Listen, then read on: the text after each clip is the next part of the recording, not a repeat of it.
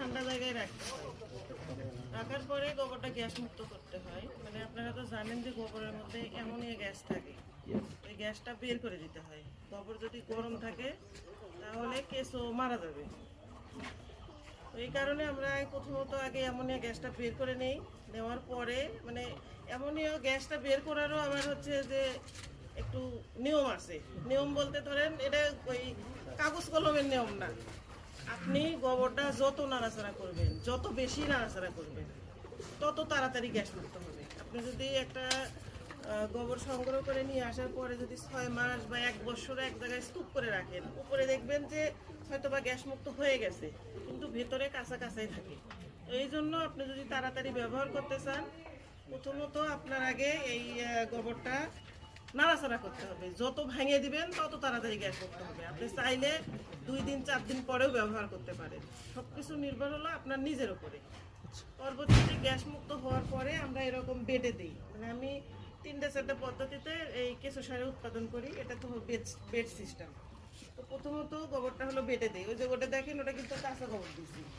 কাঁচা গোবর দিছি, ওইখানে নাড়াচাড়া করবো। দেখা যাচ্ছে 2-3-4টা বেড ফাঁকা হয়েছে, দিয়ে রাখলাম। নাড়াচাড়া করে একদিন পরে আবার 3-4টা বেডের যাই একটা করে ওর উপরে আমরা কেঁচো দিব। নিয়মটা হচ্ছে কেঁচোটা সবসময় উপরে দিতে হয়। আপনারা গোবরটা গ্যাস মুক্ত করলেন, গ্যাস মুক্ত করার পরে পেটে দিলেন। এখন যে পদ্ধতিতেই করেন, আপনি হাউস করেন, রিং করেন, ক্যারেট করেন, যেটাই করেন, দিয়ে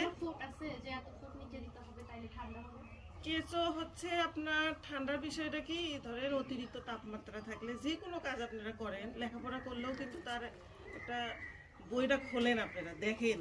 তো এরকম কেঁচো সার করতে গেলেও আমি ওখানে কেঁচো দিলাম, দিয়ে রেখে চলে আসলাম, 1 মাস পরে গেলাম, কোনো সমস্যা হতেই পারে, জীবন্তর জিনিস। আপনাদের মাঝে মাঝে অবশ্য দেখতে হবে, যদি তাপমাত্রা বেশি হয় আর যদি গোবর বেশি শুকে যায়, আর্দ্রতা না থাকে, কেঁচো হচ্ছে আপনার 6 থেকে 9 ইঞ্চির মধ্যে চলাফেরা করে। ধরেন আমার এই অনেক বড় একটা ঘর, আমি চাইলে কিন্তু এরকম উঁচু করে দিতে পারি, কিন্তু দিইনি কেন? তার কারণ কেঁচোটা হচ্ছে 6 থেকে 9 ইঞ্চির মধ্যে ওরা খাওয়া দাওয়া চলাফেরা করে যাবে, তখন 1 মাসও লাগে।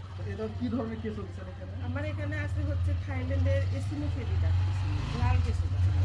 কেঁচো কি দেখা এটা ইয়া মনে করতেছে, এটা কিন্তু ইয়া করা যাবে না।